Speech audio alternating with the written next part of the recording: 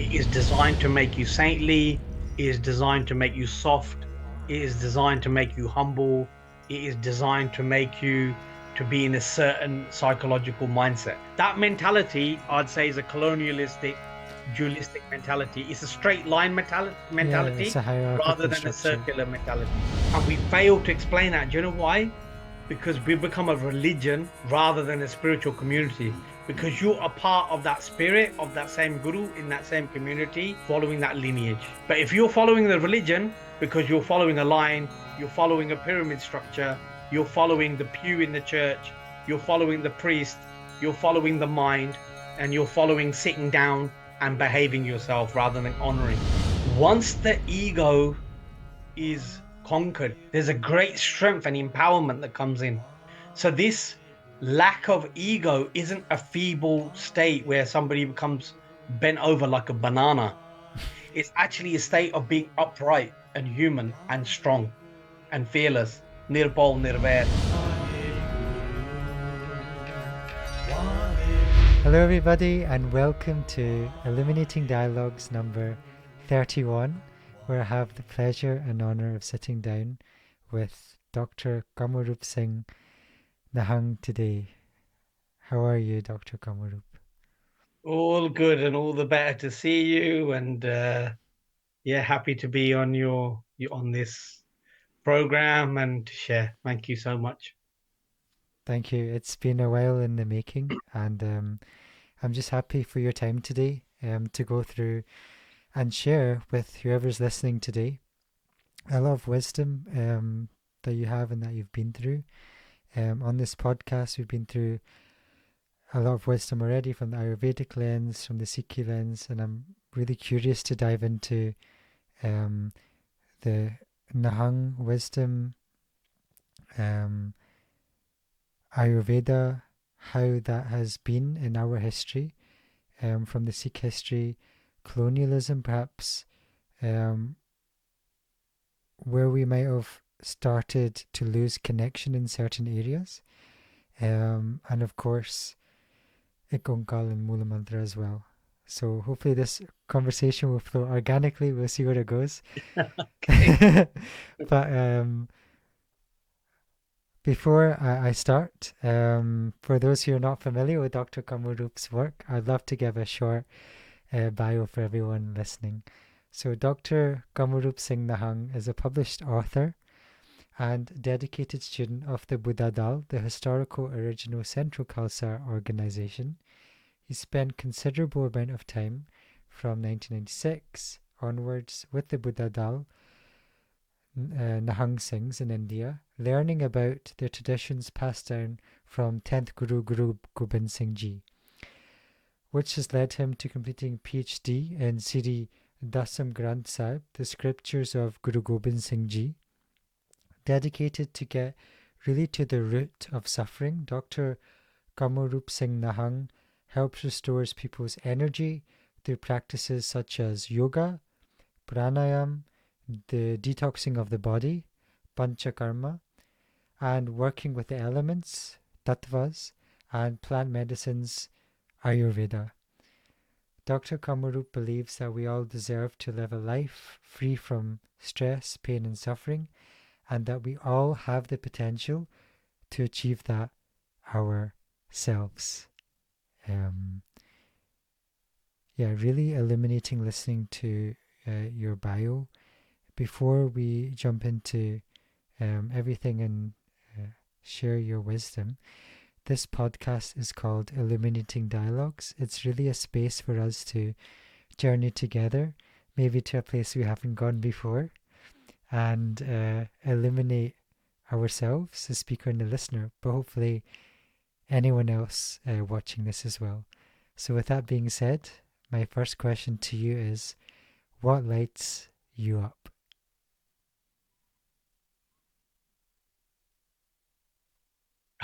That's a very good question.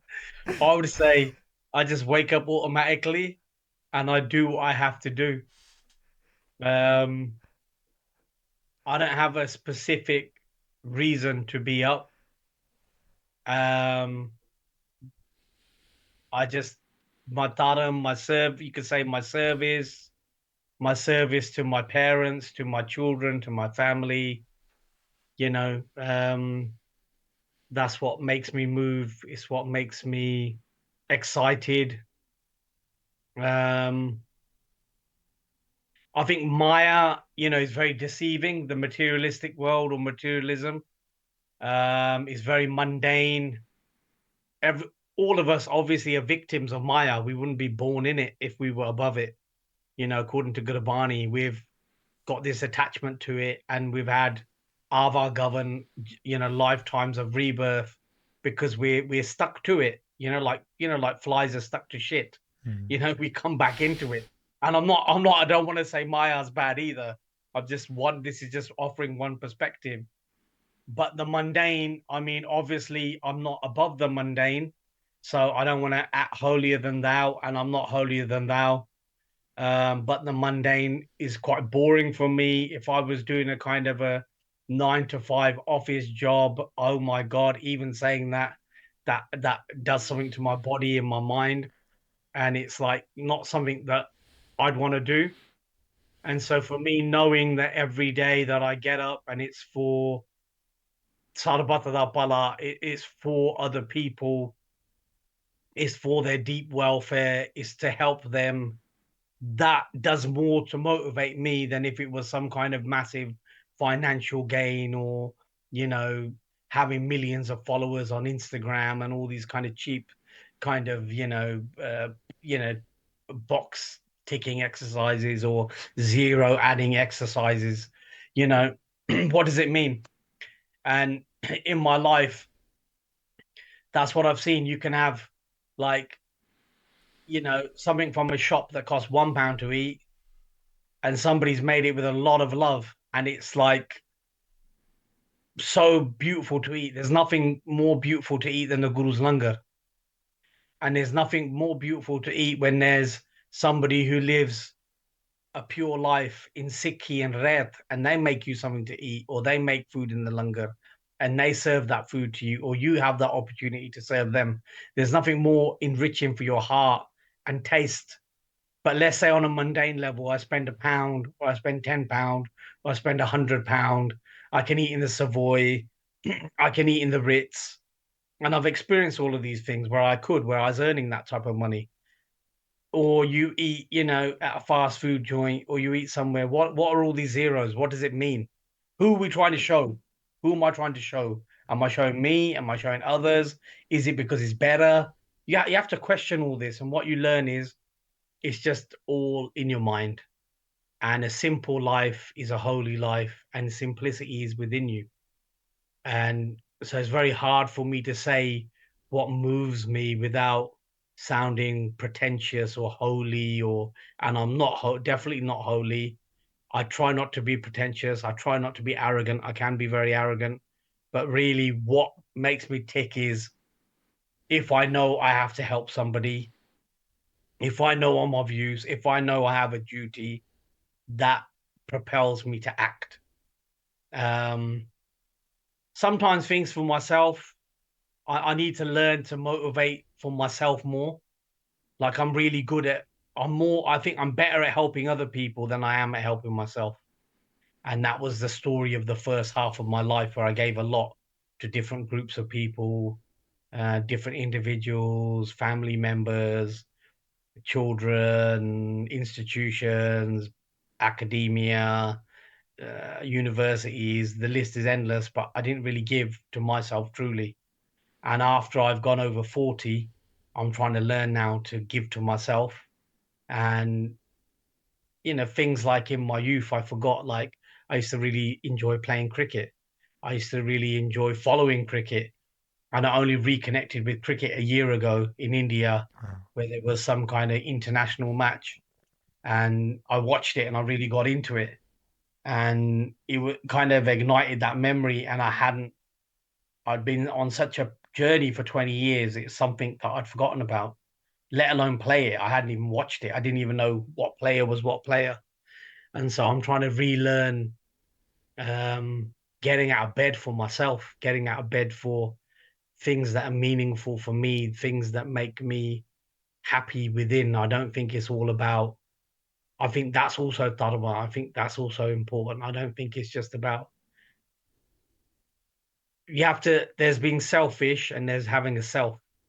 I don't think there's wrong in having a selfhood or dignity and a robust sense of being and nurturing that. And that's what I am trying to learn. So that's a complicated answer to your question, but as it's a podcast, I guess it's better to answer it fully. Thank you for sharing all of that because it's really beautiful. I think the authenticity that you bring, and often we can forget, especially in our culture, like we're sometimes serving a lot, but to serve that inside, like inner child almost, inner child, we forget. And I think that's sometimes that we often miss, to spark that joy. Yeah. Um, Thank you for sharing that. And I'm wondering for the viewers who might not be familiar with the area of Sikhi of Nihang, or they might not have heard of Buddha Dal, if you could briefly share your journey into um, into this path, how you find that resonance, and what you're currently doing now. I know you're helping a lot of people. My friend as well, with some really deep work in various areas of your life. So if you could help illuminate and share this as well with the viewers. I mean, cutting a long story short and trying to get to the succinct points that are kind of meaningful. I mean, when I was younger, obviously being conditioned in secular kind of education at school here, and I'm grateful for this country. There's a lot of good, the education, the humor of the people, the land. There's a lot of great things about England. There's some big stains like colonialism, the foreign policy and other things, but generally, I'd say I've got a kind of, I can't say I love hate. I don't have a hate, but I have questions and doubts, and I have love. And but I'm also really grateful for the Indian heritage that I have and the mystical side and the spiritual side, the yogic side, the gurus, the Buddhas, the Peer, the Fakirs from the land of India. I'm very, very grateful for that. And then also, what interests me is this kind of karmic union that we have as, British Mm. Indians, like these two, they look separate, but really, are they that separate? We have to find the commonality. And so I find that kind of that transnational kind of conversation within me interesting about what that is about. And there's a lot of truth that comes through that. And so one of my first like questions being a teenager was, what is the Sikh identity? What is it to be a Sikh? What is it to be a Khalsa? What is it to keep Kesh, Kesh Rakhana ki matlab hai, etc., etc. And my Bibi, God bless her, she was a student of Sant Baba Isha Singh, Rara Sawale, and she did a lot of Bandagi and Bhagati, was blessed by the Mahapurakh. And she she was, as an uneducated Punjabi, she couldn't really explain to me the meaning of keeping Kesh. She had the passion, she had very strong words, and she had something deep in her heart, but I couldn't understand from how I'd been educated in school. Why would I want to keep Kish? Why do I want to start growing a beard and all this kind of stuff? And so I went and I cut my Kish. Mm. And when I cut my Kish, and they say Kish Andi Katal Karni, it's worth me actually sharing this story with your viewers who are Sikh or non-Sikh. The first hairdresser refused to cut my Kish. He said to my dad, he said, I know this is holy because this has never been cut. And all the love that's gone, he goes, I comb hair and I dress hair, and this hair that's so long and unshorn, I can't cut it. Can you believe that? He refused to cut it. It was the second barber who actually cut my kish. Wow. And when he cut my cash, obviously you have the difference of the feeling of the head, like your head feels lighter. But actually, I felt it immediately. I felt an energetic difference. I felt more exposed to everything. I felt like some energy had dropped in me. I felt kind of a bit lethargic. Like a lot of people who are very psychological, they'll say, well, because your identity's changed and you would have felt in a crisis because you look different. I'd say, yeah, you can say that psychologically, but I know how I felt. And it had nothing to do with any of those points. I just felt very much different. And I'd examined it in my head for a long time about why I should keep it or why I should cut it. It wasn't like a knee-jerk reaction. I contemplated it for a good couple of years. And one of my Masarji, sadly, he's ill at the moment, but he's actually my dad's Masarji, and he said to me, "You'll lose your identity." Now, that's a really great thing to say to somebody who's 13, 14 years old. But what does that mean to a 13, 14-year-old? I can tell you, sorry to use this language, sweet FA. Mm. Like, it meant nothing to me. And that's the only words I can use, even as an adult, just to give it gravitas. I Mm. use those words not to insult the listeners. But it meant absolutely nothing to me. What does that mean to a 14-year-old? Sikhi is a very, very deep ocean. It's a very cosmic experience. So I didn't know what I was doing, but I experientially felt the difference. And I'm not saying that because now I'm a man of faith or to put the religion onto anybody. I'm not into any religion. I'm into spirituality. And I want to just explain how I came back into Sikhi and grew my kish and why that was. And anyway, so that happened. And then I had some illness. I nearly died. I had a near-death experience I couldn't explain. Lots of things went on. And then I ended up in university. And before I went to university, even though I was quite agnostic, I didn't disbelieve and I didn't believe either. I can say that. I was like kind of in some in-between place. I did a prayer and my bibi had given me like Japji Saab and Kirtan Suhela and like little potiyan. And I used to keep them above my bed on the shelf in the Ramalle. I put my Ramal on and I'd get curious sometimes and I'd read I knew Gurmukhi. My mum thankfully had taught me Gurmukhi. And I'd read the Gurmukhi and I'd read the English translation and then transliteration. And I'd look at the transliteration thinking, is that right? Transliterations are funny things. And then I'd like look through it. I'd look quite analytically, I'd be quite critical and go through word by word. But I found as I've read Japji Saab and Keaton Swilla, even after I cut my case, gave me a lot of solace and a lot of peace, which I couldn't really explain. Just even coming in contact with it, if that makes sense. Mm. Not even like understanding it, just the contact of that Barney and the relationship that I was developing with it. I started to get some sense of peace that I'd not really had for a long time. I'd had it obviously in my childhood, in the ages of innocence, but I'd lost as I was, going through puberty.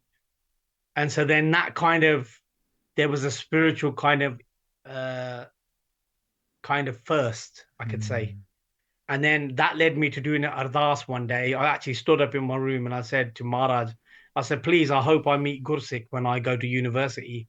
And that's exactly one of the first people I met was Amritdhari Singh.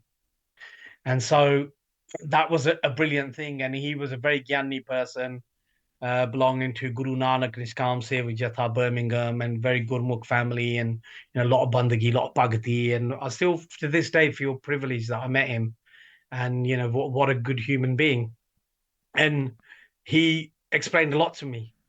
And then I met another Singh from the Kankirtan Jatha. He explained a lot to me about many other things, which were really brilliant. Read Jail, Chittiyan, Bairandir Singh. But still, I wasn't really convinced. This is the point that I'm trying to get to. But I knew that I was lacking something, not having my Geish, that I was missing out. I was like, a part of me had gone. Mm. And that was tangible to me. And that's really what counted to me. And it didn't matter about anything else. Like I'd got to that point of kind of deconstruction in my mind that it doesn't matter about anything else. It matters to me. So I need to grow it back. But then I thought, well, I'm not going to grow it back yet. I'll just leave it. And then at university, what happened was just chance. I just started doing Japji Sahib every day. And when I started doing Japji Sahib every day, I forgot to use my razor. I just didn't think about shaving. I didn't think about going to the barber. And within about 4 or 5 months, I had a little beard and my gears, when you're younger, your gears grow really fast. Yeah. So that my gears had already got to shoulder length. Wow. By the end of the year, they're down my back. And so, they grew back very, very quick. And then I was like, well, my dad said, why? And then I was just wearing like a Kangol hat and like a topi sometimes, like a woolly hat. Yeah. Yeah. And my dad said, what are you doing, Jay? And I, "No, okay, so can I pag ban la?" Like put a pag on. Then I went to India so then I tied a pag in 1996. I went to India and I saw Baba Santa Singh and a lot of the Nihang Singhs in the Nagar Kirtan Hola Mahalla. So I had my first kind of exposure to the Nihangs. And there were no real books on Nihang Singhs. There were no real there was no real literature, nothing on the internet. And seeing them face to face and just feeling their presence, the feeling. And I was like, wow, I want to be one of these people. I want to be one of them.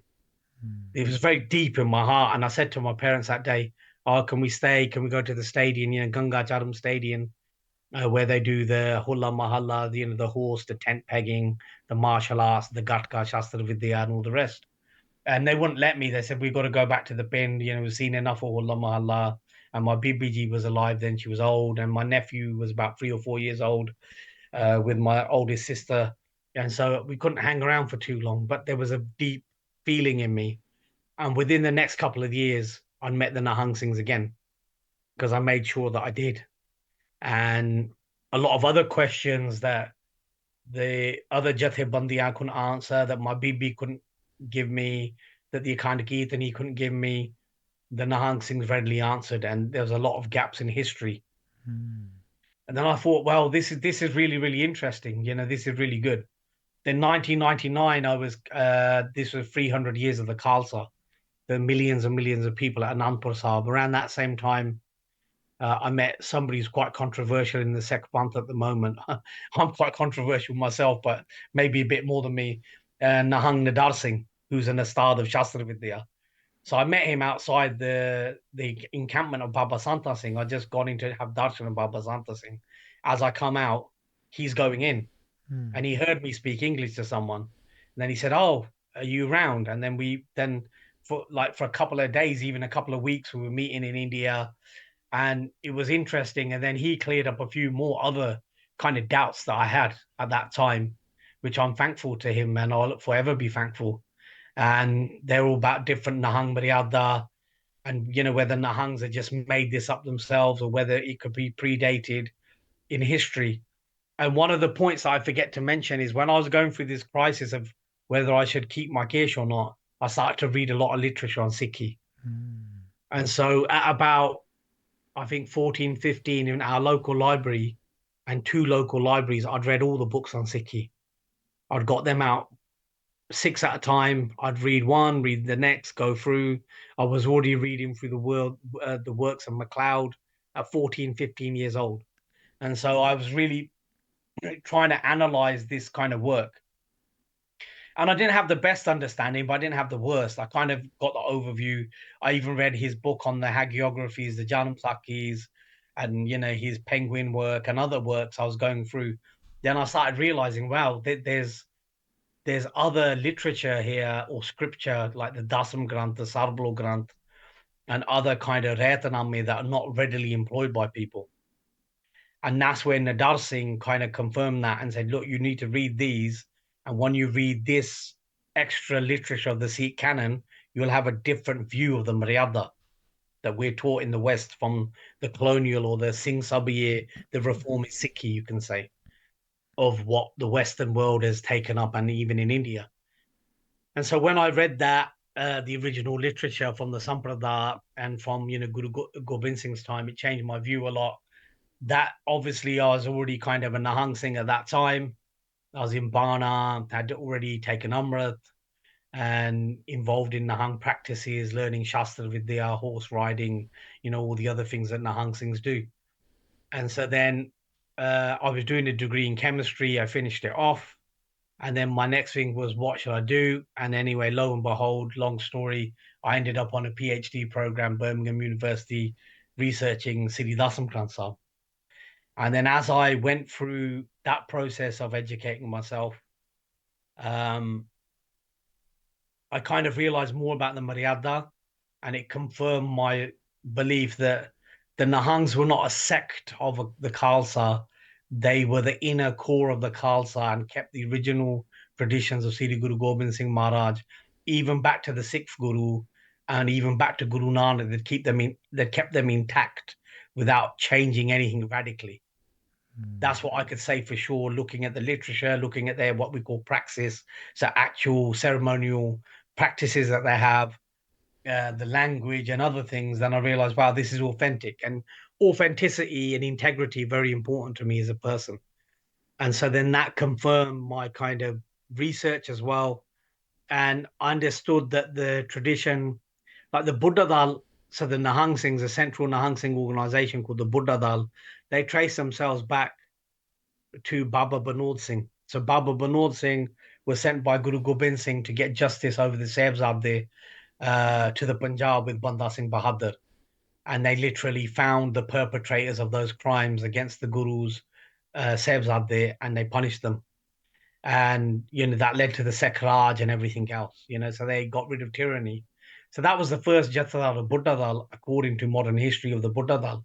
But actually, when you look at the word Buddha Dal, it's from Baba Buddha Ji. Ah.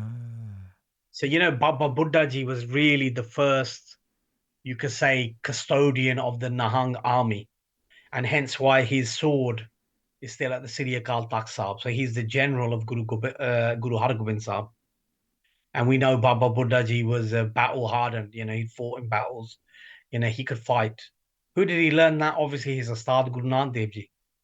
And so Wow. when you trace back the history of the Buddha Dal, it actually goes very deep into Sikhi. And actually, even with Baba Buddha Ji, you can trace at least another 3 or 4 names that are generals, early generals of, you could say, the Akali Dal, or the original army of the Akal Takht Sahib. So you've got to look at the Guru as like a ruler, a sovereign Guru ruler, like a Dalai Lama, Mm-hmm. like a spiritual personality with his own state, with his own community and his own standing army.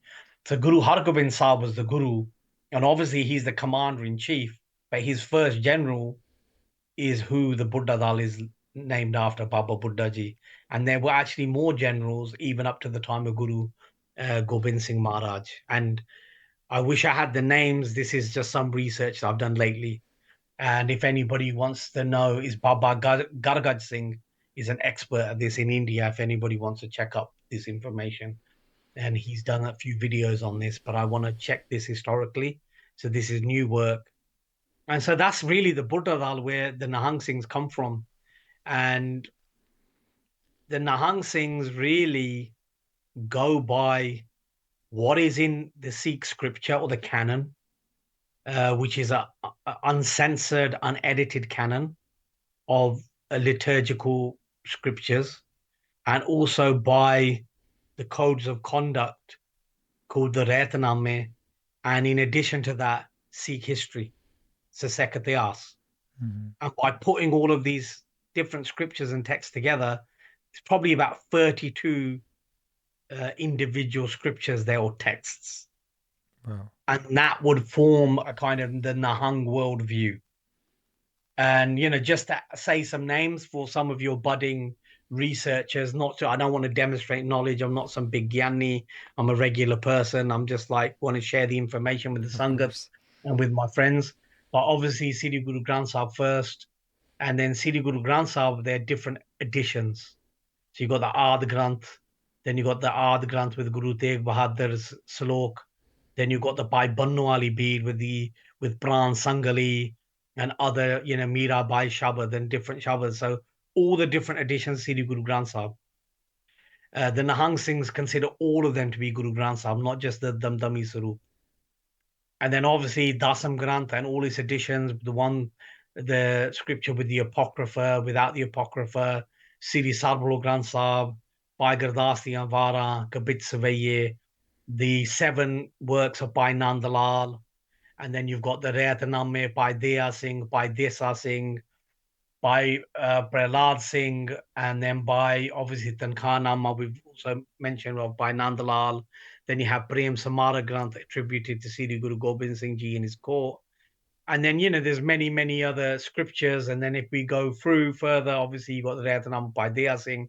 Then if we go further, then we go into Sudharamara Granth, and then we go into like Das Guru Katha, the Rachana of the other Kavis, Hanuman Natak, and then we look at scriptures like the Gurbalas of Pashai Dasmi, um, Gurbalas Sukha Singh, from later on, Guru Kiyan Sakhiyan. Then we have Suraj Prakash, we have Pant Prakash Ratan Singh Pangu, Pant Prakash Pagyani Gyan Singh. And then you see, obvious, this is already a lot of scripture. Mm-hmm. And for me, that I would say, as a minimum, there's even still more. As a minimum, a Nihang Singh is somebody who has listened to the Katha at least of a lot of those. Mm. It's not about being learned in letters, Mm-hmm. but somebody who's been exposed to the material, the Sakya. And then once you go through those Sakya, your reasoning changes, if that makes sense, because what you're exposed to has changed you, The worldview. And so this is the kind of, and I can really deconstruct it for our listeners to save them time. Mm. If you go by the censored canon of the Reformism, it is non-kshatri, it is non-warrior. It is designed to make you saintly, it is designed to make you soft, it is designed to make you humble, it is designed to make you to be in a certain psychological mindset. Yeah, Okay? maybe we can talk to that a bit more, because we were talking about this humility or ego of the egoless, or also like you were talking about designed, right? So I'm really interested about like well, who designed it like that, and how can it be designed like that, if that makes sense. So really interested if you could explain that to the viewers as well.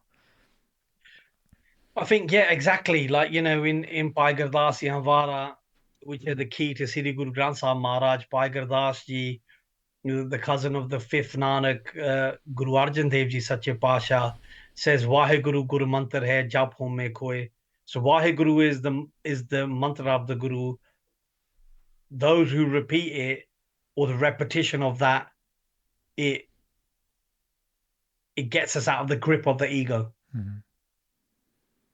And so, also within Asa Diwar of Sri Guru Nanak Dev Ji, home Dirag Rog hai, Daru pi ismahe. So we have the same in Guru Nanak Dev Ji's Bani and within Sri Asa Diwar. And so the thing is, the ego, the concept of egolessness is the path to saintlyhood. It's the path to purity. It's the path to becoming a Khalsa. And actually, once the ego is conquered, and I'm not saying I've conquered my ego to anybody, but once the ego is conquered, what our history and our examples of Mahapurk and gurus and saints and Shaheed show us is there's a great strength and empowerment that comes in. So this lack of ego isn't a feeble state where somebody becomes bent over like a banana. It's actually a state of being upright and human and strong and fearless, Nirpal Nirvair, which is in the Mool Mantra. And so what Guru Gobind Singh creates in his formalization of the Sikh Panth when he leaves this world, and he institutionalizes Sri Guru Granth Sahib and Guru Khalsa Panth as the heirs to his throne, to his takht, to his Guryai. He hasn't created that. That's come from the earlier gurus. And so the warrior Maryada, the Kshatriya Maryada, to be in tune with one's rass, our inner passion to uphold good, is not against saintliness and truth.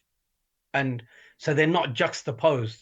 Like people forget that Guru Nanak Dev Ji Sache Pasha, he fought against tyranny. Let's look at Babar Bani in Guru Granth Sahib Maharaj. पाप की जानी ले काबलों ताया चोरी मंगे दान वेलारो शर्म धर्म दोए चाप खलो कूड़ फिरे प्रधान वेलालो काजियां बमड़ा की गल थकी अगद पड़े शैतान वेलालो मुसलमानिया पढ़ कतेबा कष्ट में करे खुदाई वेलालो जात सनाती और हिंदवानिया एपी लेखे लाए वेलालो.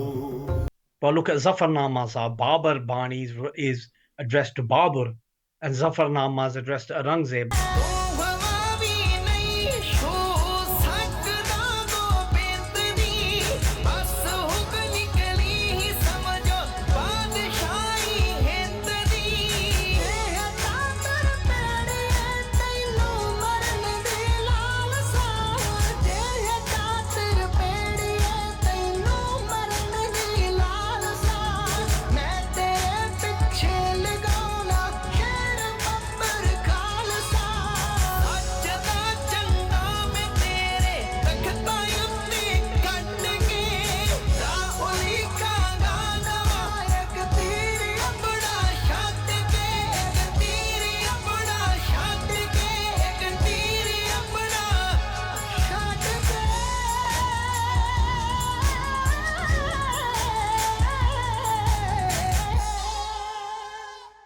That by the first Guru Gobind Singh, Guru Nanak, and the 10th Nanak, Guru Gobind Singh. There's no difference between the Gurus.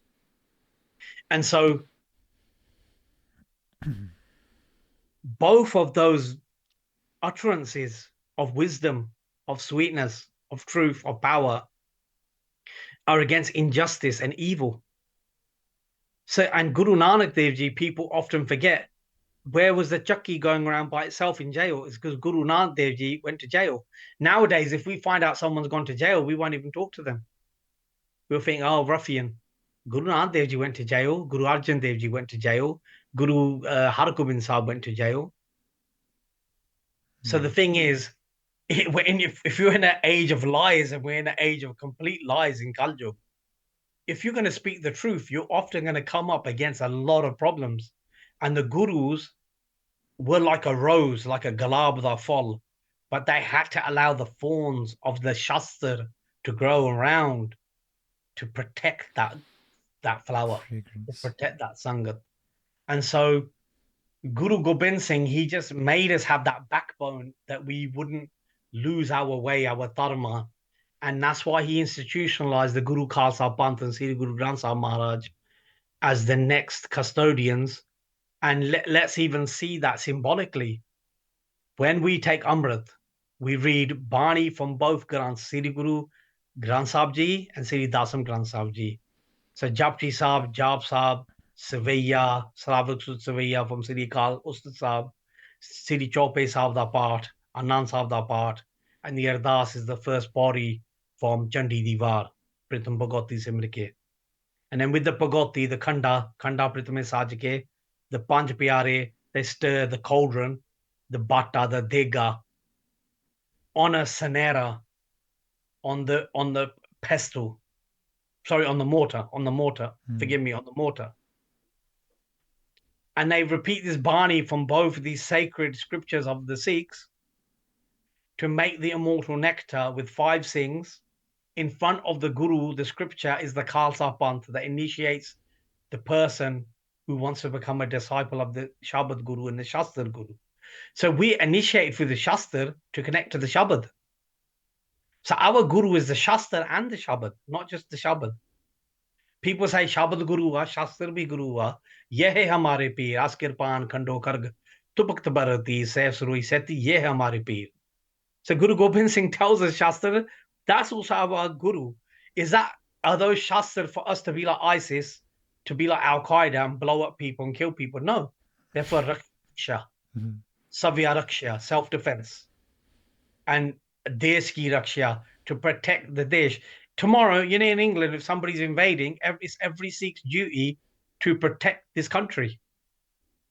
I'll tell you a secret once. You know, the security services in England, even though I used to teach them languages once upon a time, they pulled me up because I was traveling a lot of countries, 25 countries a year. Wow. And they pulled me up at a station and I was treating some really like working, I'd say treating some prominent people from some aristocratic royal lineages. Yeah. Mhm. And they, that got me flagged up and they started questioning me, what are you doing? And I said, listen, you know, tomorrow, if this country is getting invaded, I'll be the first person telling the Sikh community to protect your border. But at the same time, if you want me to go and fight over oil in Iraq, I would say no. And I said, that's the paradox of being a Sikh. I said, you've got to realize we're not political, we're about the truth. Mm. So we're not going to do bad to you ever. And actually, there's not a you and a us. We're the same as you and we're British, but we're not going to ever be involved in injustice and tyranny. But Mm. if you need us to do something for this country right here, we're willing and able and we're ready to do it now. They said to me, we're really sorry, sir. Please go. They let me, well, I just said that. They let me go straight away because they Amazing. understood the misunderstanding they have. Yeah. And luckily, because Maharaj Kirpa was able to do a PhD and have the way of vocalizing what I believe in or what I have faith in, they let me go. But imagine I couldn't say that. Maybe I'd still be in jail. Maybe I'd have a lot of problems. Maybe they'd still be following me around. I don't know. But I was able to explain to them it's a very nuanced point. We're not going to take from others, but we will not let others take from you or from ourselves. You know, I'd say that's the bottom line. Like, we won't allow oppression of any kind, you know, not Mhm. on our doorstep at least. And so they understood that we're not trying to invade or be pernicious or, you know, hook or crook or you know, anything like that. And actually they were interested in the Nihang movement in the UK. So this happened. And so we're being watched, you know, and that's okay to be watched because we're not doing anything wrong. I've got no evil intent for my brothers and sisters in England or in Europe anywhere, or, you know, or use weapons in a bad way. Or because for us, weapons are holy. They're about courage. They're about freedom. They're about Mm. protecting. They're about hopefulness. They're about light. They're about the mother. They're about Shakti. They're about grace. They're about royalty, nobility, knighthood. You know, they're about courage. They're not about oppression and destruction and killing and mercilessness and blowing up children and women and other such evil actions. And so Mhm. the thing is, you know, luckily Sikhs have generally in history been on the side of the truth. And so I hope that kind of answers your Mhm. question in a very long Yeah. way. No, so much knowledge here, and it's really amazing. I'd love to go back to um, the part where you were talking about how how it's been designed to make people more soft or humble or saintly. Not saying that that's bad traits to have, but that like I'm just wondering what basically changed in the history, what happened that caused this change in character or personality, where we went from one state of being into another state of being. Because it sounds very different for me, and it sounds and it feels like at least here the culture is it seems very widespread, this kind of culture of being overly humble. So I'm wondering where this character trait came from. Very well expressed question, and a very, I hope I can answer it succinctly. And I don't want to waffle, but that's a big question and it's going to have a big answer. So, look, when we take Amrit, Mm-hmm. you know, and when we go in front of the Panch Pyare, we stand there, they say to us, Bolo, Waheguru Ji ka Khalsa, Waheguru Ji ki Fateh. You don't say, Why is Khalsa, Why is Fateh? That's God. Waheguru Ji ka Khalsa, Waheguru Ji ki Fateh is a war cry in itself. Yeah. Gaj ke boli da. It's not like you don't whisper it. It's something about what we say in the victories of. Like, imagine the optimism here. Imagine you're in the battlefield in Guru Gobind Singh's time. All your mates have been shaheed. You go to see the Guru, and the Guru says to you, "Why Guru Ji ka Khalsa, why Guru Ji ki Fateh." Look at the optimism the Guru's given you back. एक ओंकार श्री वाहिगुरु जी की फतेह श्री भगवती जी सहाय प्रथम भगवती सिमर के गुरु नानक लई ते आए फिर अंगद गुरते अमरदास रामदास होए सहाय अर्जुन हर गोबिंद नु सिमरो श्री हर राय श्री हर कृष्ण ते आई है जिस डिठे सब दुख जाए गुरु तेग बहादुर सिमरिया कर नौ न दावे ताए 10वें पातशाह पंथ के वाले शमशेर पिता सब ताई होना जी सहाय हे अकाल पुरख सच्चे पातशाह जियो 10 गुरु साहबान शहीदों ਸਿੰਘੋ ਸਿੰਘਣੀਓ ਪੁਜੰਗਿਓ ਅਰਦਾਸ ਬੇਨਤੀ ਹੈ ਜੀ ਵਿਰਧ ਬਾਣੇ ਦੀ ਲਾਜ ਰੱਖਣੀ ਕੰਡ ਤੇ ਥਾਪੀ ਦੇਣੀ ਚਿੜੀਆਂ ਤੋਂ ਬਾਜ ਤੜਾਉਣਾ ਸਵਾ ਲੱਖ ਨਾਲ ਇੱਕ ਲੜਾਉਣਾ ਮੋਟੇ ਖੜੇ ਕਰ ਲਿਓ ਝੂਠੇ ਸੱਚੇ ਕਰ ਲਿਓ ਨਕਲ ਨੂੰ ਅਸਲ ਕਰਕੇ ਖਾਲਸਾਈ ਜਾਹੋ ਜਲਾਲ ਦਾ ਦਾਨ ਬਖਸ਼ੋ ਗੱਜ ਕੇ ਜੈਕਾਰਾ ਗਜਾਵੇ फतेह पावे निहाल हो जावे सत श्री अकाल. It's such a psychologically optimistic Chardi Kala worldview. That's why the Guru's given it to us. It's because it's military. Military always works with morale and positivity. And whether they like it or not, the Khalsa is God's military. Khalsa, Akal Purkh ki Fauj, Pargit to Khalsa, Paramatam ki Mauj. And we're always there to side with the truth. Not for zulm, not for tyranny. Okay? Now, what happened is, it is very complicated, and I had to say that first because I wanted to explain the basics. Okay.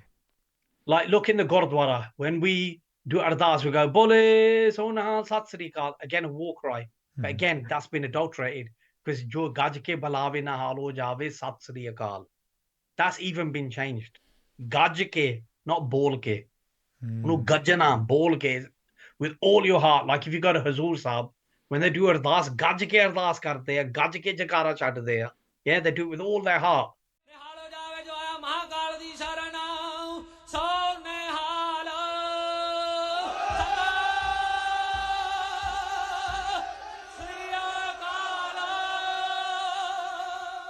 You know, when someone does kirtan and they're like really soft, or it's nice as well.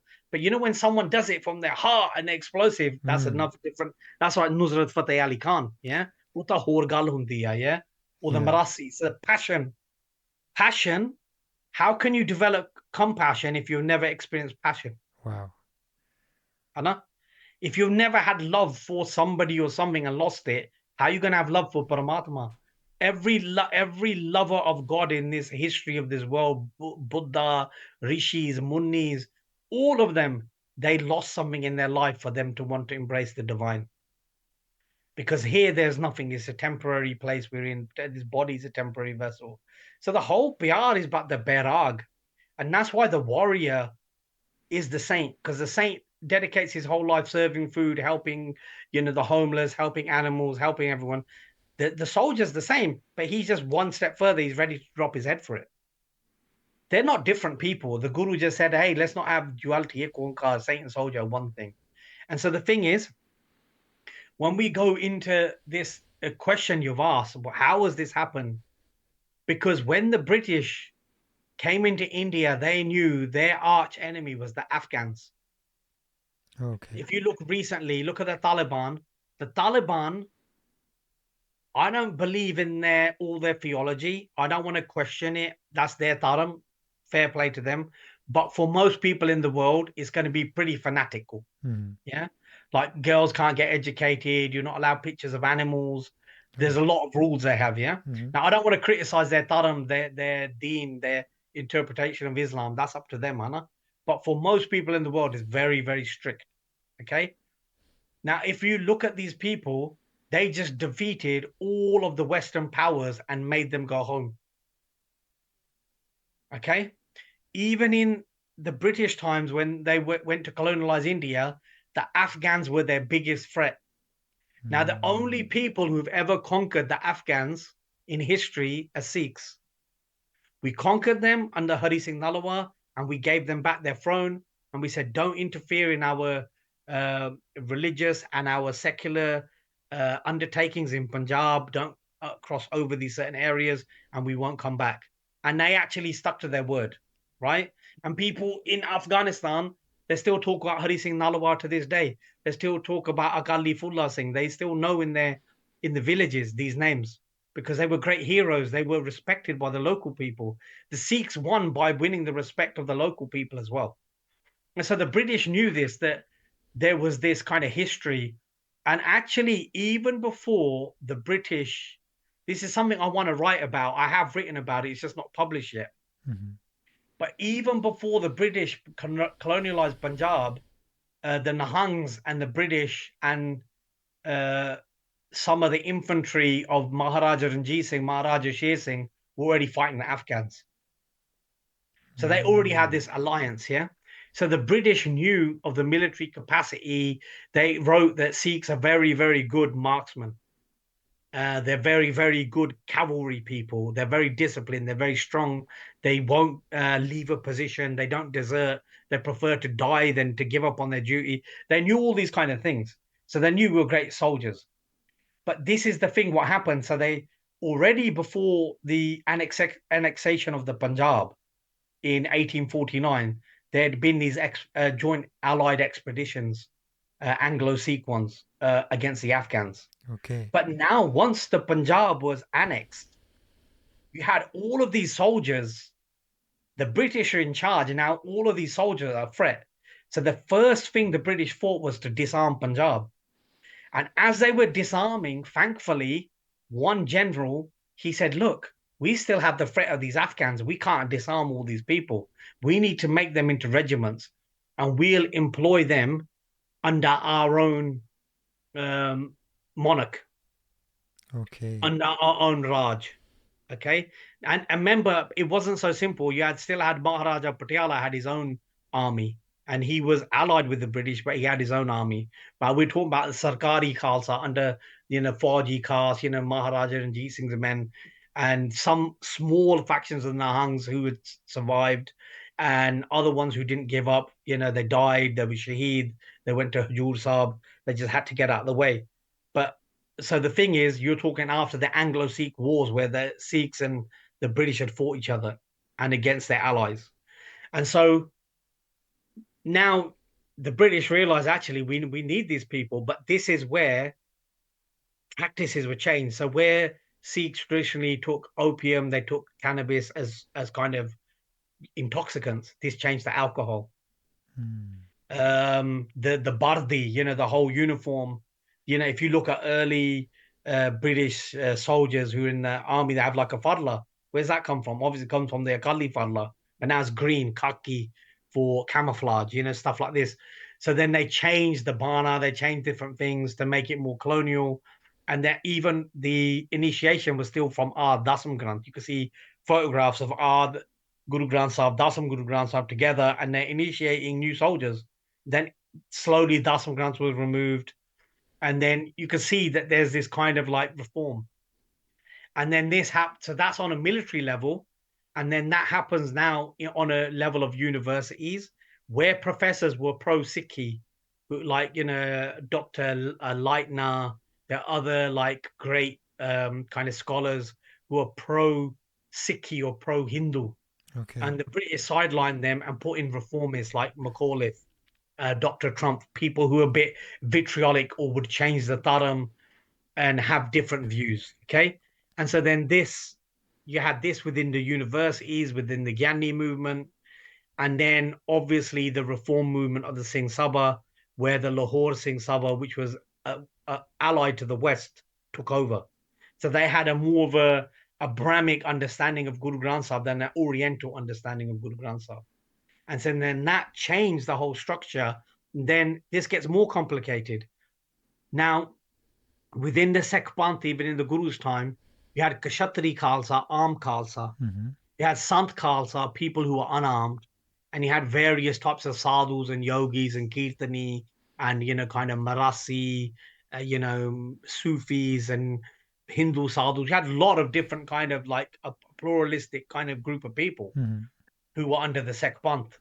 And then what happened is, amongst those, the groups that were more non-violent, peaceful, agreeable, the British became patrons of those groups within the civil society of Punjab. So I'll give you some examples. Mm-hmm. The Sant movement, generally, a lot of the Sants, they served in the British Army. If you look at the Nirmala movement, they're passive movements. And the Nirmala and the Sants, they're good where they are. I haven't got anything against them. They did what they had to do. I'm not criticizing, but they were propped up more because they served that role. The British were hardly not going to prop up the Nihangs. The Nihangs, in the end, the British did a treaty with the Nihangs, but the Nihangs were nearly destroyed by the British. I mean, the Panth Khalsa can never be destroyed. It's created by the hand of the Guru. But there were only literally a handful of Nihang Singhs left, and who kept the Maryada going and went to Hazur Sahib. And so the fact is, you could see you got the propping up of kind of like vegetarianism, wearing small little gurbans, kind of very passive kind of dharma, and at the same time bolstering the warrior, the military, the bravery of Sikhs in regiments, and then you have the kind of the containment of the Nihangs and keeping an eye on their numbers and literally exterminating them up to 1849 and keeping an eye on their numbers after that. And so that's why you have this kind of reformist Santa movement, Sikhi. And I want to give you one example of a practice, okay? Okay. That's quite important. So if you look online on maybe Scribd or one of my websites, I've wrote an article on Arti Artha. Mm-hmm. So you got the Arti of Guru Nanak Dev Ji and the Artha of Guru Gobind Singh from within Dasam Granth. The Artha is Shastra Puja, so it's the devotional ceremony of weapons, and the Arti is the devotional ceremony of Guru Granth Sahib. Mm-hmm. And so in Darbar Sahib, if you look after the Rera Sahib, they do Arti. Mm-hmm. And they do the odd Shabad from Dasam Granth Sahib with it. When they do that Shabad, they sit down, they sing the Arti on the Vajja. When you go to other Sikh Punjab Gurdwara, they do the same. When you go to Patna Sahib and Hazur Sahib, which were free from Sikh Reformation, they do the Arti standing up with a Thal, two Shastar, with Jakare, with conch shells, with Doop, with a Jhot.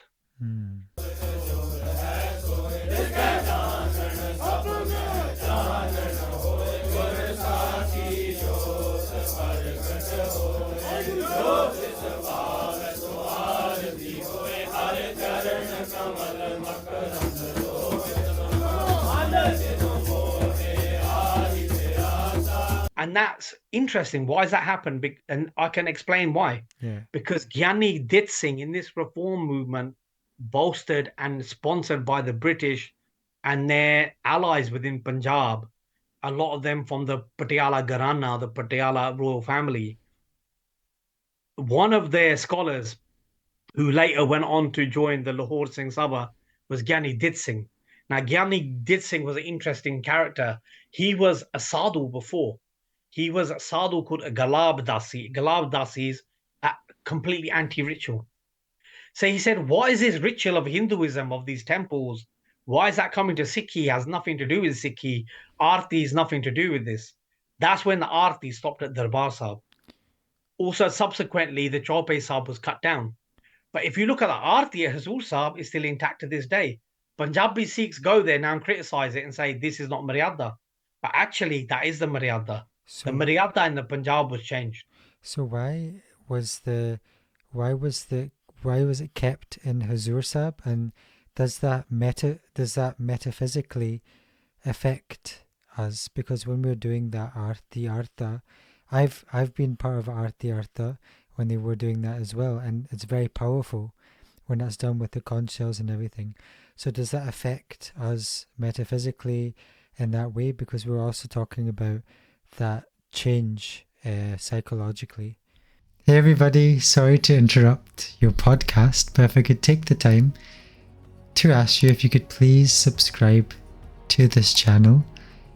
This would help me as I grow the channel to share the deep knowledge and wisdom of our guests, and I'd love to share that I'm offering one-to-one coaching if you want to dive deeper and know what lights you up in a safe and professional manner, to do things wholeheartedly for a career you like, and to do things such as meditation, dive into your personality with certain Eastern and Western tools. And I'd love to share with you some of the testimonials I've had from previous clients.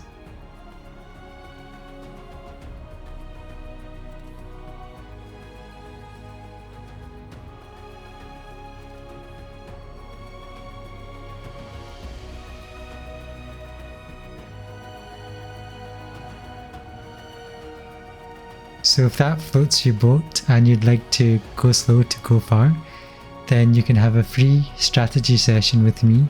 You can visit my website, Jhoty.com. That link should be in the description. Enjoy the rest of the podcast. Exactly. When we do ardas, we stand up. Yeah. Aarti is always done stood up, because imagine you come to my house. I want to explain Aarti in India. Aarti is an Indic tradition where when you come to my house or I'm devoted to you, it's how I honor you. So I stand before you with a thal with gifts and a jhot and incense to honor you. But I stand before thee to honor thee. I don't sit before thee. That's acquiescence.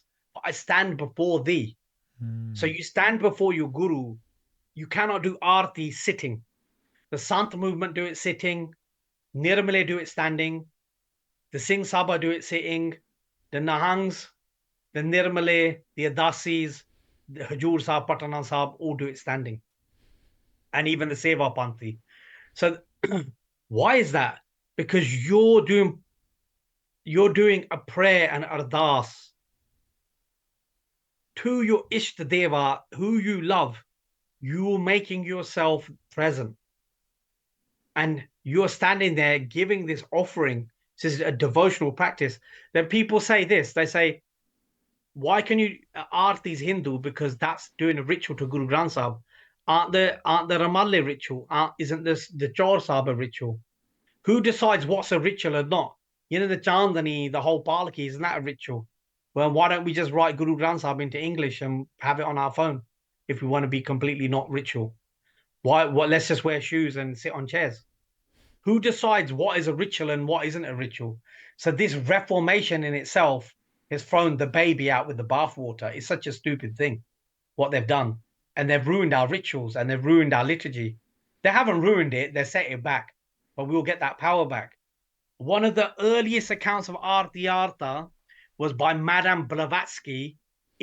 Madame Blavatsky was the teacher of Krishnamurti. And she went into the Akal Takht Sahib before Reformation, and she describes the Nihang Singhs in the Sri Akal Takht Sahib doing the Aarti to Guru Granth Sahib and Dasam Granth and the Shastra, as it is done in Hajur Sahib, as it is done in Patana Sahib, as it was done at Sri Keshkar Sahib. So the thing is, the Reformation changed that. And answering your question further, a Hajur Sahib at that time, it was an economically insignificant place for the British. Okay. It was in a jungle. It had very difficult access to get to. It would take you literally weeks to get there. And the other thing is, what people don't understand in British colonialism, Hajur Sahib was under the Nizam of Hyderabad. And he was completely autonomous from the British. The British had a treaty with him. He was too powerful. They couldn't, they were allies. They couldn't take him out. And that's why the Maryada got preserved there. And likewise, the same history with Patana Sahib. So the Reformation they have with Punjab, hence why the praxis is different. And that's one example. I could give you hundreds of examples of Maryada that's been changed. But this is one big example and a symbolic example.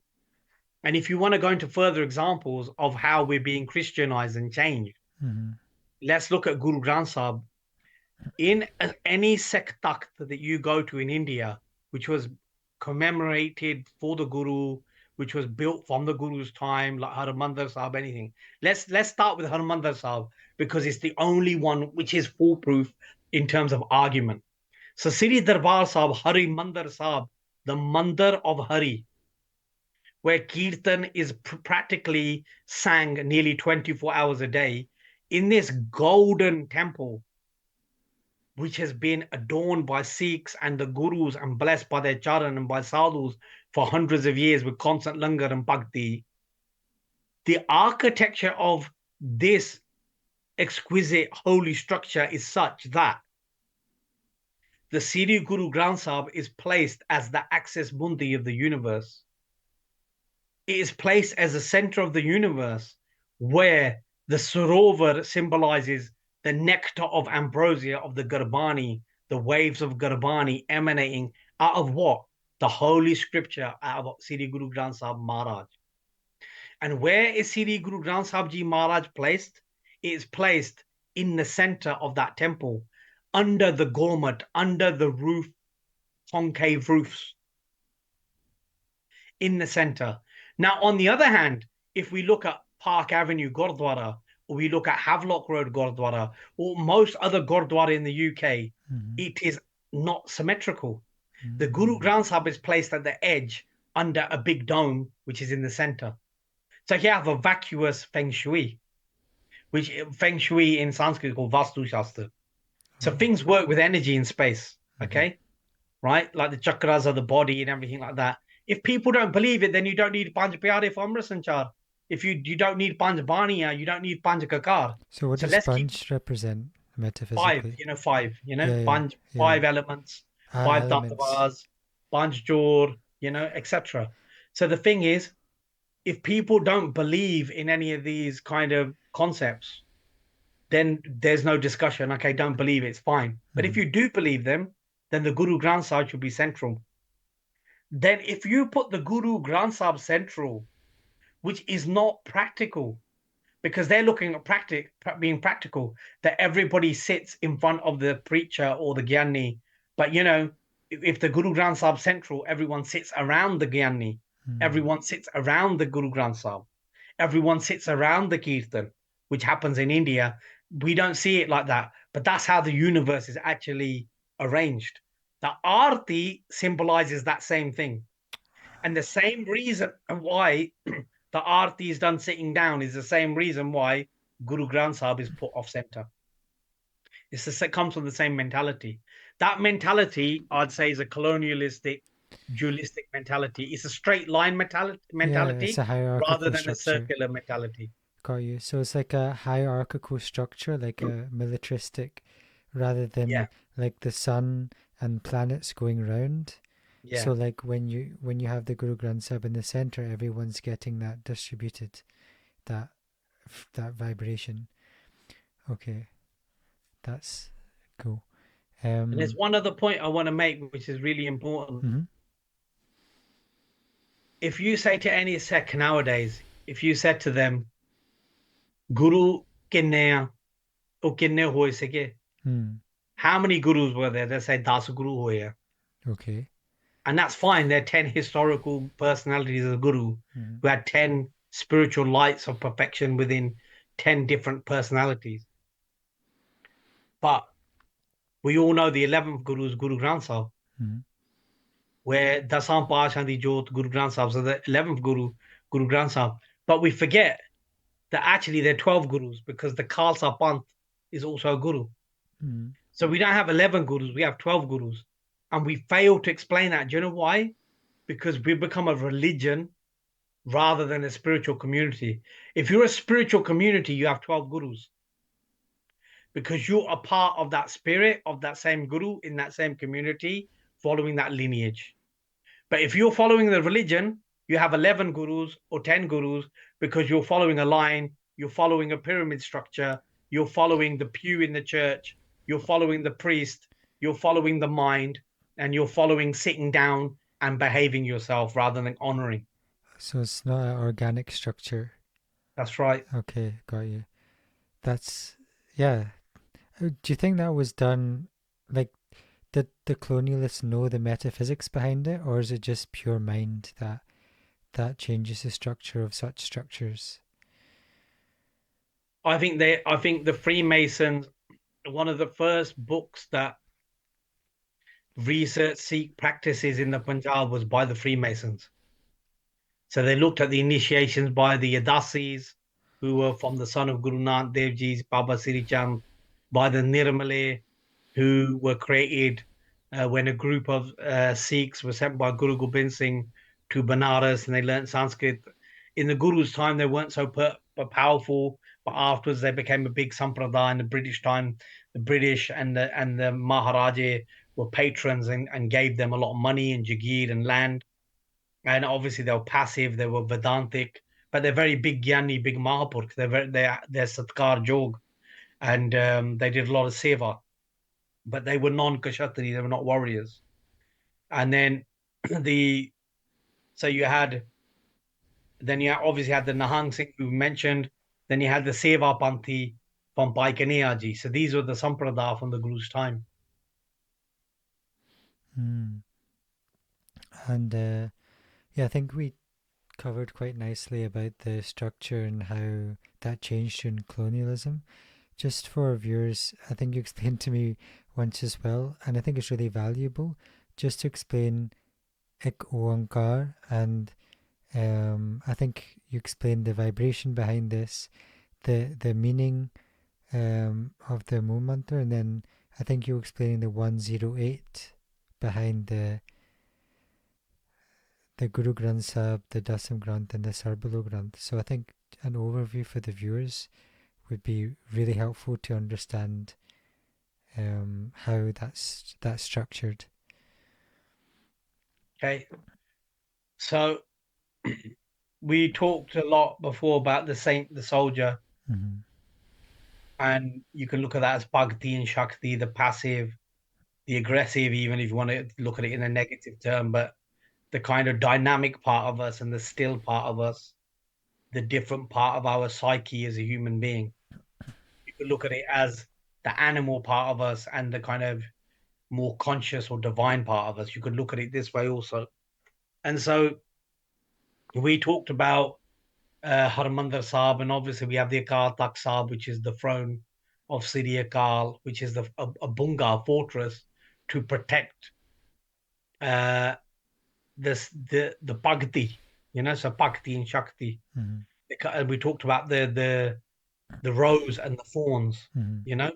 that make up this kind of protection Mm-hmm. that we have in Sikhi. And so when we look at Sikh scripture, Guru Granth Sahib Ji Maharaj is telling us about enlightenment. Mm-hmm. Enlightenment is very deep, is very difficult. We need a whole conversation on what is enlightenment from Sikh perspective. Okay. And from the way that I understand it, and I can't say I'm enlightened, I'm not anywhere near there. And Maharaj even says, Raja na chao, Mukt na chao, Manpreet, Charan Kamalare, may I be in love with your feet. So what moksha do we want? Oh, so we shouldn't chase mukti or something like this. No, we shouldn't. Okay. So, we should have the Preet of Akal Pursh Charan. That is mukti for a sec, really, in gurbani terms. But Guru Granth Sahib generally, it follows the Indic idea of shunya, emptiness. So the bhakti takes you to egolessness, merger into existence. And that's why Indians invented the number zero. Like if you look in mathematics, you research it, it was Indians who invented cipher zero. And so you can look at Guru Granth Sahib representing that cosmic circle, zero, reincarnation, time, transcendental nature, all these kind of things are Indic, so this zero, this cosmic circle, and this cosmic emptiness. Now, what's very interesting is the sword looks like Ik. And that's Siri Pagoti, that's the Dasam Granth. So that ik now is form. So not only is the cosmic being emptiness, space, it's also the form of reality. So you've got Akal Purkh, which is the formless being, Akal, no form, Akal Murad. But you can also have Kal Purkh, the being of time. So like, if we look at a lot of Western theology or I can't even say this. If you look at Orientalism and its view from Western theological understanding of India, they often see Indians as being transcendental, that Indians don't have a sense of time.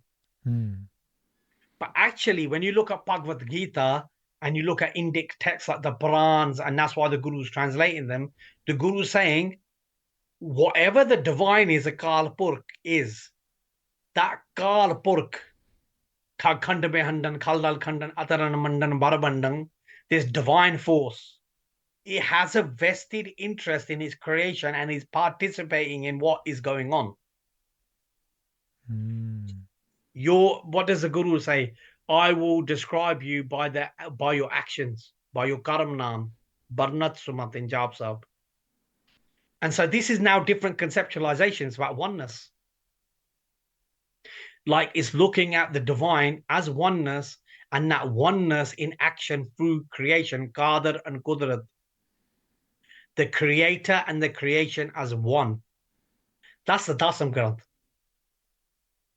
And how Dharma always wins in that cosmic battle, because the creation is a chessboard of this battle between good and bad that carries on continuously and never finishes. That's what Dasam Granth is laying out. Abek and Babek, wisdom and ignorance fighting each other from the beginning of the conception of time, from the divine Siri Pagoti Ek Oankar Vaheguru. So that's now another level, yeah? So you got ik and you got o, yeah? Gar, infinity. So you got ik, o, gar, the infinity going on forever and ever and ever and ever, which in Indian numerology, Western numerology, is represented by 8 infinity sign. That's Siri Sarbloh Granth. And in Siri Sarbloh Granth Sahib, the Mangalacharya is Ek Oankar, Sri Vaheguru Ji Ki Fateh, Sri Pagoti Ji Sahai, Sri Maya Lakshmi Ji Sahai. एक ओंकार श्री वाहिगुरु जी की फतेह, श्री भवानी जी सहाय, श्री माया लक्ष्मी जी सहाय। उस्तत श्री माया लक्ष्मी जी की, श्री मुख वाक्य पातशाही दसवीं। दोहरा छाया रूपी होए कै, विचरत श्री गोपाल, आपह लक्ष्मी बप धरे, जियो जंत प्रतपाल। चौपई श्री माया मुख करो उचार, दरिद्र सागर ते लिहो उबार। रहाव दोहरा आद भवानी ईश्वरी, माया जाको नाम, इन बिन सरह न एक छिन, पूरन होत न काम। सुखदायक मंगल करन, प्रतपाले बहु भांत, सुबुध दैन जय जय करन, माया Shri जगमात। Now you got another word, Sri Maya Lakshmi. Now people are going to look at that and say, oh, wow, look at these Nihangs, they're pure Hindus and this, that. They can say what they like. Maya Lakshmi, what does it mean? What does that mean? It means multiplicity, Lakshmi, luxury, lux, light, lose. Yeah? Luxury. Maya, mother, bringing forth, matrix. So this physical world, these astral realms, the different dimensions of reality, the quantum reality is literally infinite layer of infinite layer of infinite layer. They're all interconnected and are just unlimited. They don't have a limit. This is Ik Oankar. So the Guru's conception, you already understand my drift when I talk about enlightenment. The Sikh conception of enlightenment by Ik Oankar is very much different to the Sanatan Indian understanding of enlightenment, of moksha. Not the same thing.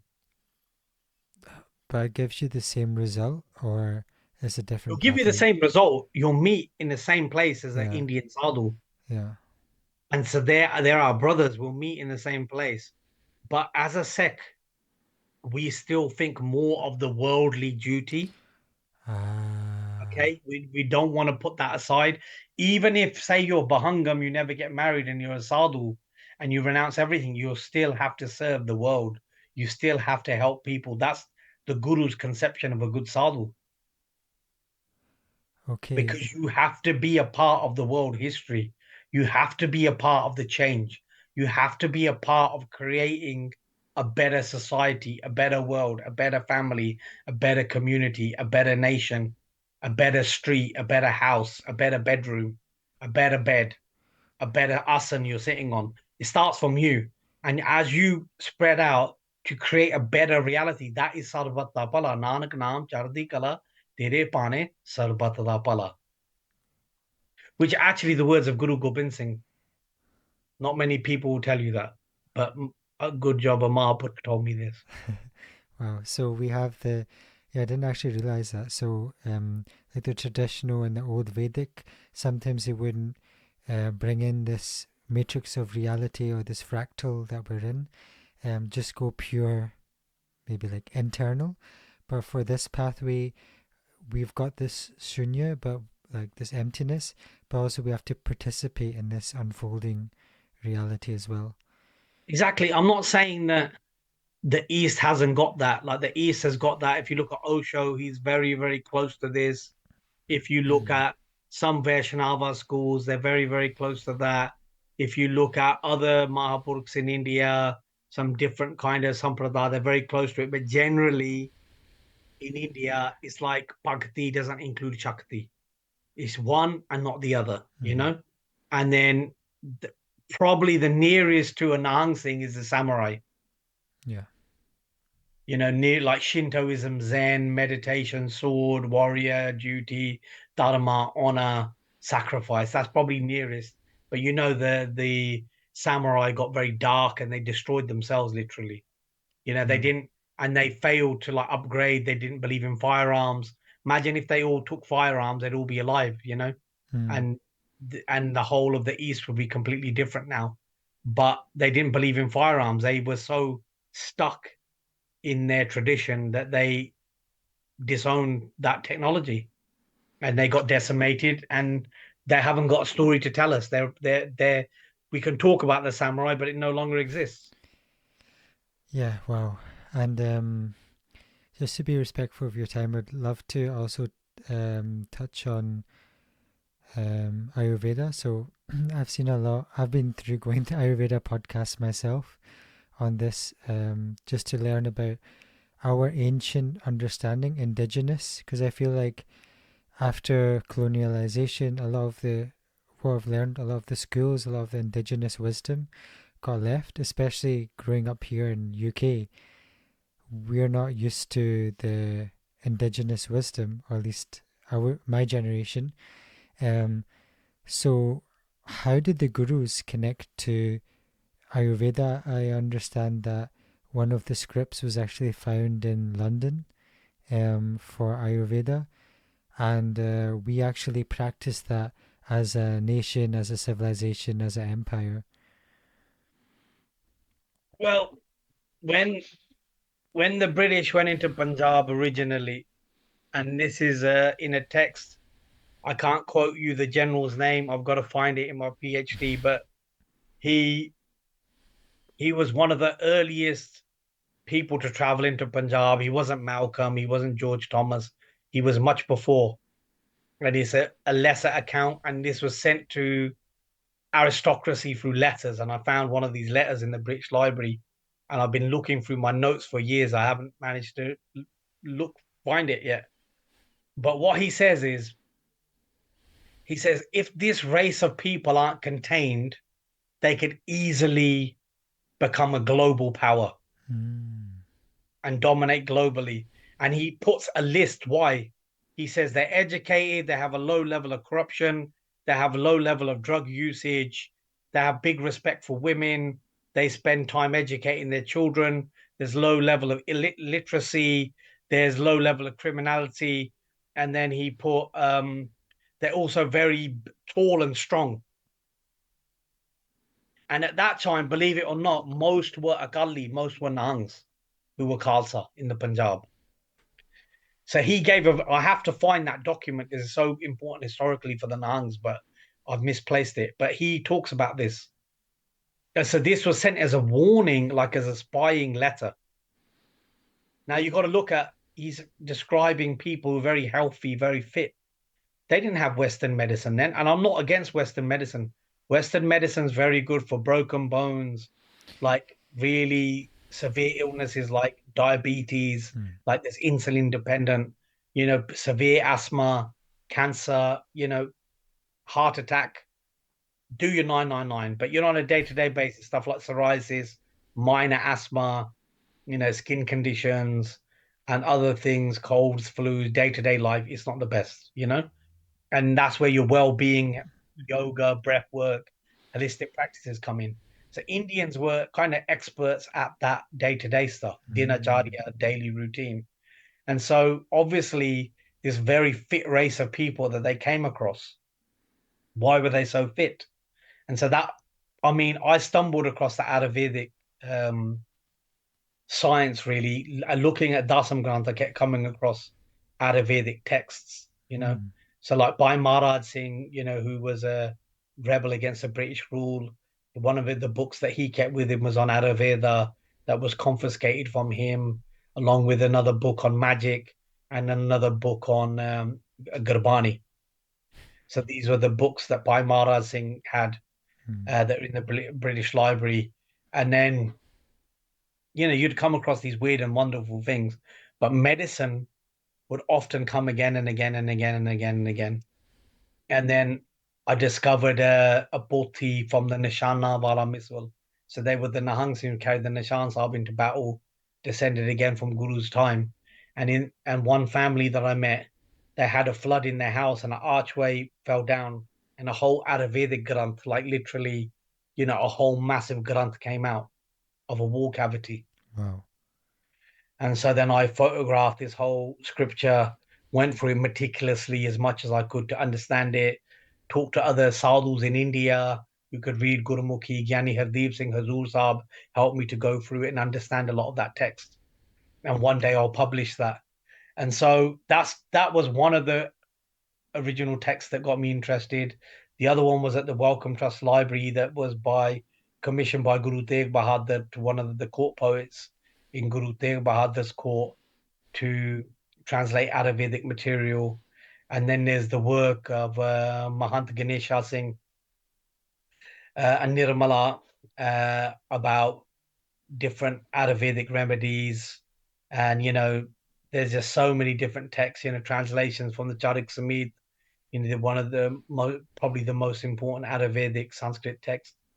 And I went through bit by bit and, spent a lot of time looking at these scriptures and texts, but I never really fancied myself working in this field, if I'm honest with you. It just kind of happened to me. And then when I was working on Dasam Granth Sahib and the scriptures, manuscripts, again, just to reiterate, I'd often find the medical Granths.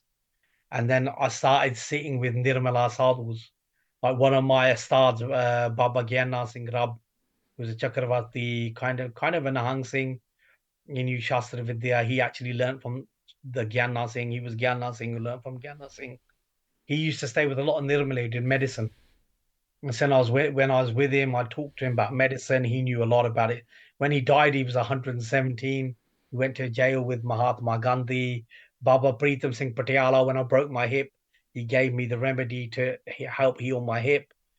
And he passed away recently. He taught me a lot about medicine and healing as well. And, obviously, if you're going to do Shastra Vidya, you have to know about medicine. So that's stuff they knew, That's stuff these wise men collected in their mind and shared. And so I got an interest in this. And then one of my friends was severely ill with disease. And I was able to help him. And then my whole career since then, instead of being academic, has gone towards medicine. At the moment, I'm dealing with, sadly, a case where a guy, he went to university, some young boys spiked his drink and raped him. So I deal with trauma, and he's got mental injury from this rape. It's a young lad, and trying to help him get over the depression. And so we're working on with different plant medicines to get rid of that with him. Yeah, while I'm doing this interview with him, he's with my assistant George Singh, who's a Native American, become Nihang Singh. Wow. So he's like my assistant. He stays with me. I'm teaching him like as much as I know, and I have 4 or 5 people who work with me pretty much, full or part time to do this work. And then in the next few days, I have somebody coming with vitiligo. I have somebody coming with psoriasis. Then there's a person who comes from Lithuania with kind of just manic kind of feelings, just can't get kind of control. And then there's an Afghan Singh who's been addicted to alcohol since 15 and Mm. suffered a lot of trauma, beating from the Taliban, torture. His nails were pulled out by the Taliban. And, he's become a heavy alcoholic. Now, people tell him Amrit Shakala, Bani Padla, but that'll help, but it's not going to get rid of the trauma. You Mm. have to go through the trauma, through breath work, through counseling, through holistic therapy, massage, working on the body, many, many different modalities to get the trauma to work through the body. And I also, I'm not ashamed to say I work with a lot of psychedelic plant medicine, mushrooms, psilocybin, ayahuasca, peyote, iboga, many, many things, even some plants from India that people don't know about.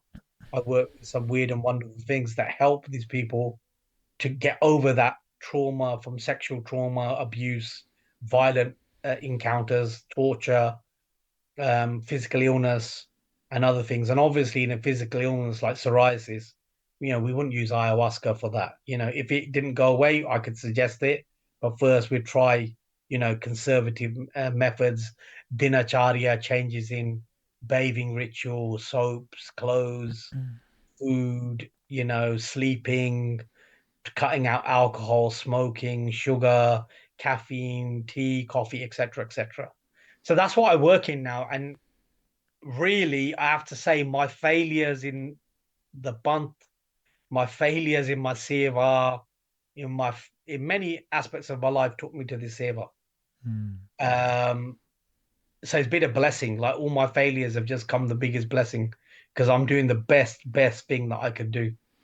Like I literally breathe and live for it, and I'm just really interested in it. Like I was today, I mean, I read about this type of material every day. I don't know if you've heard about like schizophrenics and avatar therapy, they call it. No. So that like before they suppress the voice, like schizophrenics hear these voices of Mm. demons and other things. Now the therapists are asking the person to describe the demon, to draw it on a computer, to speak, Mm. to tell them Like what it's different saying. parts, yeah. Yeah. And the more they're describing it, the more that they're letting that voice speak, the more less control it has over the person. Mm. So that's really interesting for me because I had a girl come here, Apanikuri from Midlands, and she wanted to murder and kill people because she was that mental. She goes, Baji, I can hear voices. They're telling me to kill this person, kill that person.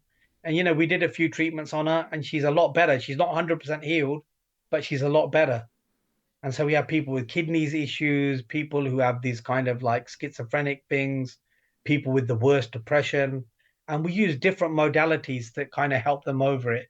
And it's the most rewarding thing I can do because look, life, Jhoty, is very long. It's Mm. like a marathon.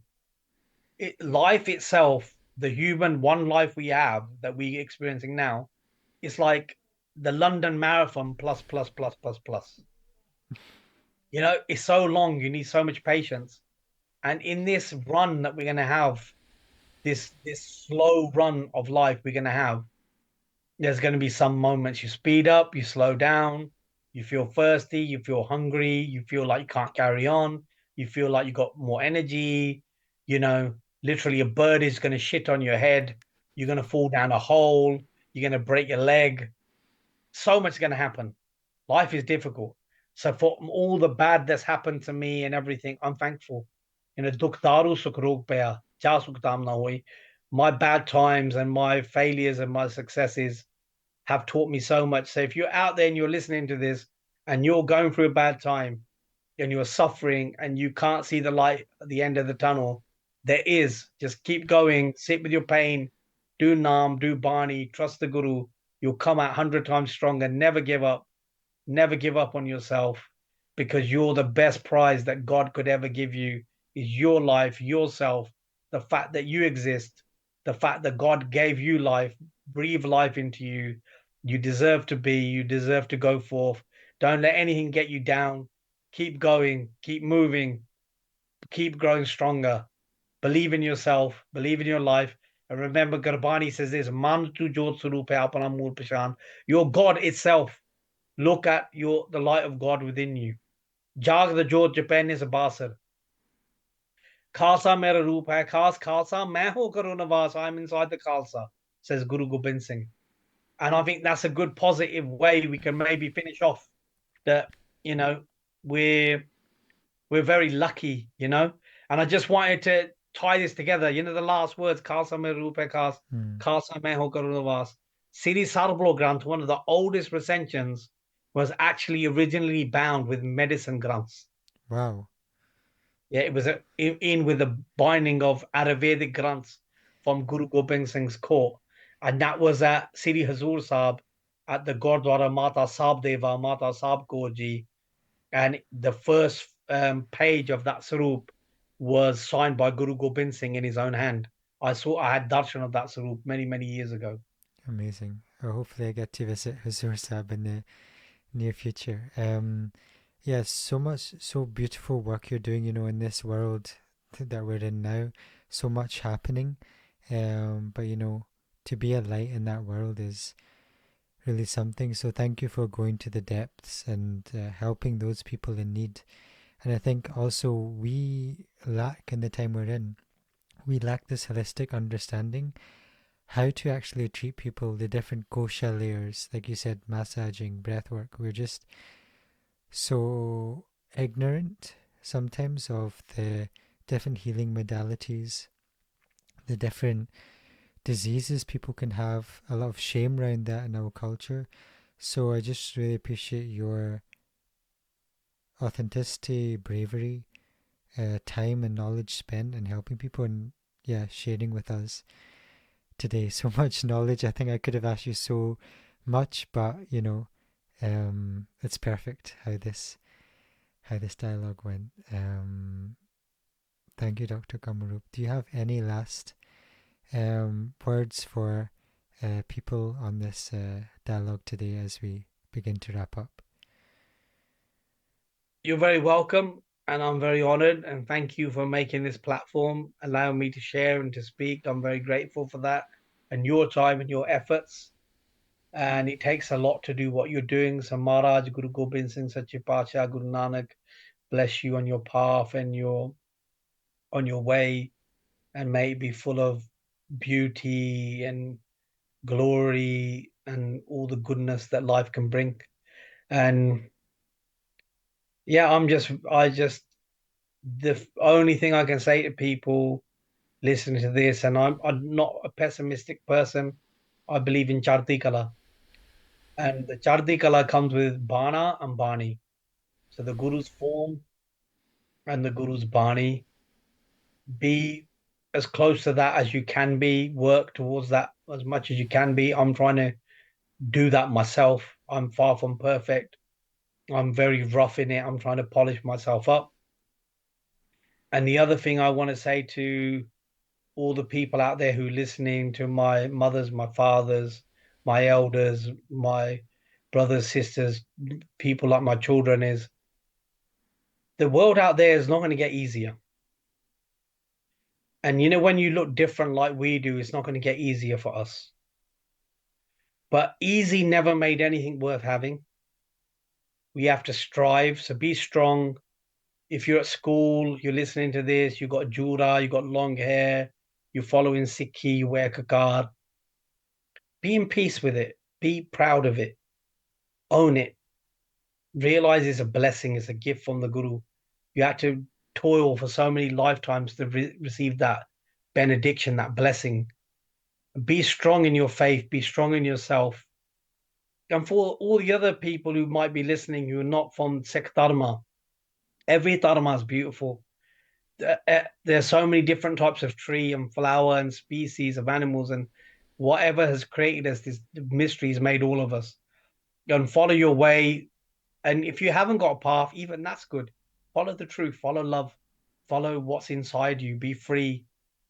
And I'd say to people who are out there who are parents who want to educate their children, the best way to educate a child is to be the example yourself. And too many parents are like too attached to their kids and too scared for their kids. Then you're teaching your kid attachment and you're teaching your kid fear. None of these help to be a warrior. They teach you to be a pleb and a servant. So please teach your children bravery. Bravery comes from passion and compassion. Teach bravery, courage, especially to my sisters out there who are mothers or who are going to be mothers. Teach your boys and your daughters how they're going to be shaheed, not how they're going to be big bankers and big money, company owners and have big cars. Teach them to sacrifice because all good things come from sacrifice. And if they don't even make it to a shaheed, they'll at least make it to a good businessman. Think of the biggest, right? And if you fall short of that, you might still do well.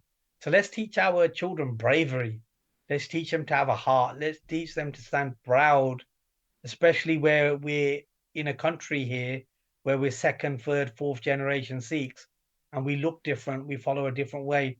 To be proud of our way. We're not against the people here, they're our brothers and sisters too. We're not against Christianity.